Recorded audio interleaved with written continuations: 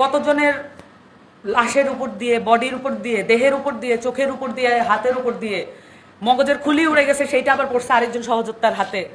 এই দৃশ্যপটের উপর দিয়ে আসলে এই সরকারটা প্রতিষ্ঠিত হয়েছে। আমরা তাকে অ্যালাউ করছি কাজ করার জন্য। তো এই জিনিসটা কারো বডি ল্যাঙ্গুয়েজে নাই। আর সচিবগুলো তো আগের সচিবগুলো আগে, নতুন করে যারা এসেছে তারা আগে কাজ করেছে, বহুত আগে। তারা বলে আমরা বৈষম্যের শিকার সচিব। তারা যখন চাকরি পেয়েছে, তারা যখন বিভিন্ন জায়গায় চোখ তদবির করেছে, তো তারা বলেছে যে আমরা বৈষম্যের শিকার ছিলাম, এই সচিবরা এখন যারা আছে। তো খুব বেশি কথা বলবো না, মানে একদমই দৃশ্যপটগুলো বলছি যে এই মুহূর্তে উপদেষ্টা যারা আছেন তারা কার সুপারিশে এখানে এসেছেন, এই সুপারিশগুলো উন্মুক্ত করা হোক।